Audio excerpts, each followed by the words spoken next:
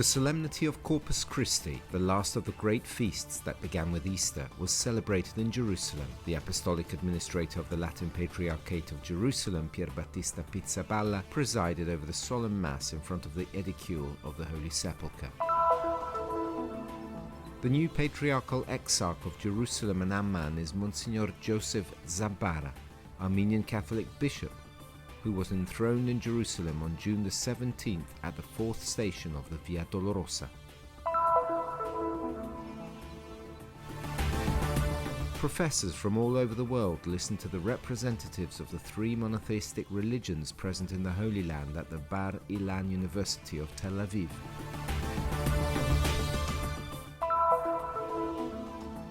June is dedicated to the Sacred Heart of Jesus, a special moment of prayer for the Jesuits, and also for all who find a deep relationship with Christ through this devotion. The General Secretariat for Youth of the Land of Jesus in Palestine closed on June the 6th the first summer camp for workers at the Parish of Christ the Redeemer in Taipei, entitled Adventure Through Time. The story of Mohammed Al Sheikh, Palestinian pianist, 16 years old from Ramallah, thanks to his great talent, won a popular music competition of the Israeli National Radio.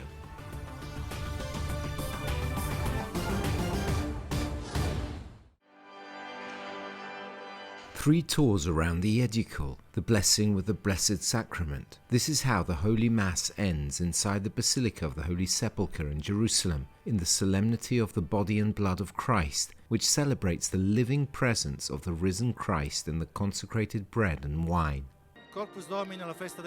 Corpus Christi is the feast of the Incarnation. We Christians believe that Jesus became flesh, became man as one of us, and his flesh that continues to be a gift for us every day in the Eucharist. In Jerusalem there were many gestures and moments of prayer, from the solemn entrance of the Apostolic Administrator into the Church of the Holy Sepulchre on the afternoon of the Eve, to the Vespers and the procession inside the Basilica, to the night prayer in front of the edicule, with the large entrance door of the church left open during the night. I have been coming to the Holy Land for 13 years. I have seen various masses, but it is the first time that I see the Corpus Christi, which I liked very much. If you can gather and have a personal thought, is very engaging. The Catholic pilgrims who arrive at the sepulchre are also amazed at the long feast that is being celebrated, as this American tourist who arrived in the Basilica for the first time in her life tells us in the midst of the celebrations. It was a really moving experience as I stepped into the Holy Sepulchre. I had followed the Via Dolorosa prior to this and wanted to see the final stations, and I didn't realize that this was happening, the Corpus Domini today. I was really excited to see the friars. Actually, I studied at Siena College in New York. And Siena College is a Franciscan college, so I recognized the robes of the friars and wanted to see what they were doing in this procession. Yeah, it's kind of exciting.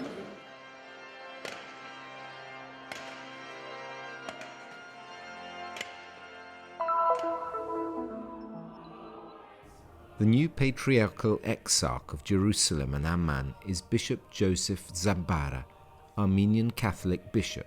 The enthronement ceremony was held on June the 17th in the Church of Our Lady of the Spasm at the fourth station on the Via Dolorosa.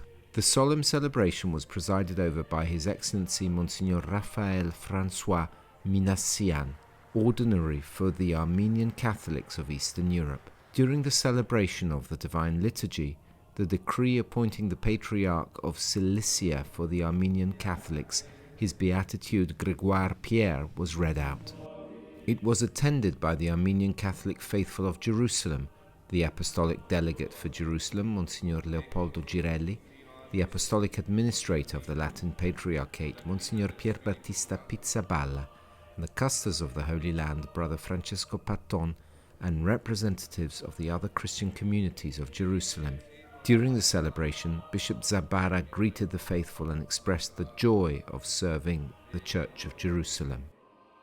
Una cosa molto piacevole a me essere qui in Terra Santa, nella città santa di Gerusalemme. It is a very pleasant thing for me to be here in the Holy Land, in the holy city of Jerusalem, to serve first of all God, who walked on this earth more than 2,000 years ago and who brought the cross here. I feel I have the strength to serve the faithful and those who come from all over the world because it is a very important center for Christianity. All the faithful come here to pray, to see, to touch where Jesus lived. Importante del cristianesimo che tutti i fedeli vengono qua a pregare, a vedere, a toccare dove ha vissuto Gesù. A cup of coffee. Rabbi Yuval uses this metaphor to say that a sacred place is a whole full of contradictions, as is mixing together water, coffee, and then milk and sugar. He explains it in a special round table organized at the Bar Ilan University in Tel Aviv by the editors of the Journal of Law, Religion and State of the Faculty of Law of the university. The occasion is a 2-day conference dedicated to sacred places. Professors from all over the world discussed with an academic approach using the glasses of philosophy, sociology, political science to look at how sacred places in the world are used and managed and the relationship that they have with the state and with the law. They also listened to the representatives of the 3 monotheistic religions present in the Holy Land. There is a contradiction by the main idea of a sacred place. If God is everywhere, so why there's one place? There is a contradiction between the wish, the desire that there will be intimacy in this place between the religion and God, but you want it to be open to everyone.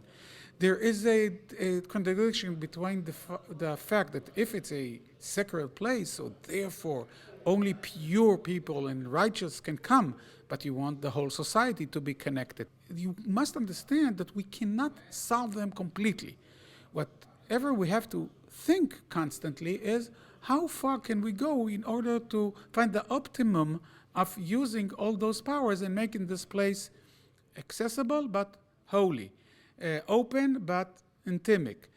I luoghi nostri sono luoghi religiosi, non ad esempio luoghi dove si fa politica. Our holy places are religious places. They are not, for example, places where politics is done. They are places accessible to everyone, not only to Christians, but also to non-Christians, and the state itself tries to respect them in a certain way, without interference. In our relationship with laws and the state, there is a fundamental distinction for us between the secular plan of giving to Caesar and the spiritual plan of giving to God. Il piano, chiamiamolo secolare, del dare a Cesare, e quello che è il piano spirituale del dare a Dio. Sacred places for all religions should be protected by the state, by the communities, because it is places which are related to the God. Islam, Judaism, and Christianity, this is the religions of God. And the holy places of Christians and Jews, it is also holy. In an area such as the Holy Land, which is particularly rich in sacred places, the issues of their management and accessibility are issues that concern the daily life of the faithful and the very presence of the communities. And they are part of a common path of dialogue. Those dialogues actually express or demonstrate the fact that all, at least the Abrahamic religions, have the same issues, the same problems, the same challenges, the same needs, and if we would have found the way in order to use compromises and concessions, I think that at least the religion will stop to be part of the problem and be part of the solution.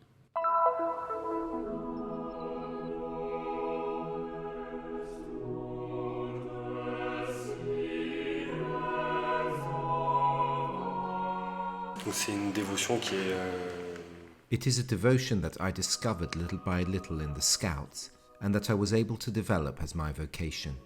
I am a seminarian and I had the opportunity to make a pilgrimage to Palestinian, where I discovered this beautiful devotion. où j'ai pu découvrir justement cette belle dévotion. The name of Mary Margarita is very similar to that of the saint who had visions of the Sacred Heart of Jesus. She is a devout woman, and she felt a particular emotion visiting the place of the apparitions. It is special to know that I have a saint to whom I can be devoted, who bears my name, and who has such a beautiful history with the Sacred Heart of Jesus. I also had the privilege of going to Paris-les-Moniales.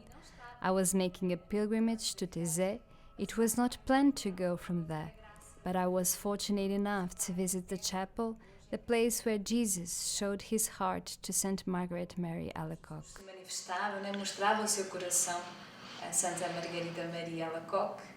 In fact, the devotion is deeply rooted in the scripture.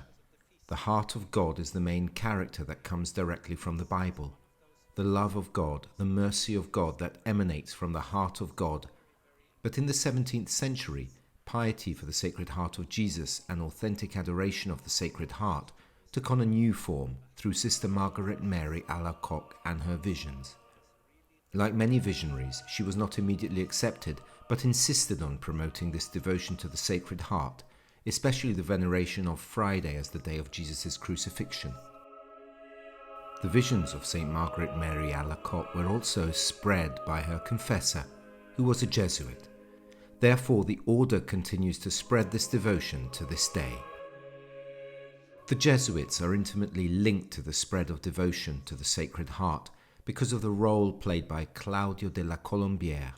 St. Claudius was a protector of Margaret Mary. He believed in the authenticity of her devotion and her visions, and since then, the Jesuits have played an important role not only in spreading her revelations, but also in promoting this beautiful devotion to the Sacred Heart in June.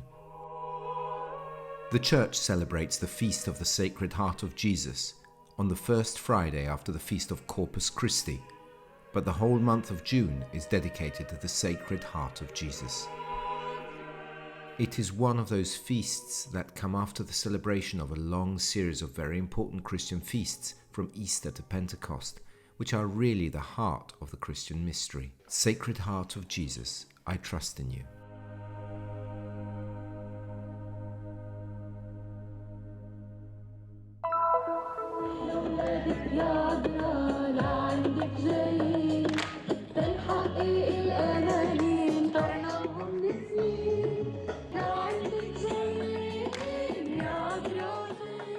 Between the 3rd and the 6th of June, the General Secretariat for Christian Youth in the Holy Land held its first camp for the working class of Christ the Redeemer Church in the village of Taibeh, with the participation of 60 young men and women from various parishes. This year we have gathered from many areas. We have participants from Jerusalem, Ramallah, Bethlehem, Nablus, and Zababdeh. We have also participants from Jordan. This enhances the exchange of experiences between the youth of Palestine and Jordan. This camp was marked by the presence of Father Ramzi Greg from Lebanon, who was at the center of all our meeting. Time and Joy is the title of the meeting with Father Greg, who highlighted the meaning of true love and the salvation message of Christ in our lives. In addition, many interesting questions were raised by the participants about their presence on this land and at this time in the history of the world. We, the young men and women of the youth, are the living stones in this land. If these people keep silent, the stones will cry out, Jesus said. We are those stones. The working youth group is present today in the Palestinian community, influences the Palestinian society, and confirms the Christian presence in this land despite the suffering from the difficult political situation that we live in. The youths of Jesus' homeland seek always in all its camps to be deeply rooted in this land, because we are the children of this land. Our land is holy, and we must be at the level of this holiness. Patriarch Michel Sabach said, "We pray for our youth. We finished today the Time Adventure Camp in order to become real witnesses and prophets of this world." Manage your time well is the message of this spiritual camp, which succeeded to bring about this number of young people despite the difficult working conditions and burdens in our life, helping them to reveal themselves and search for excellence and success in life and live the adventure of a lifetime.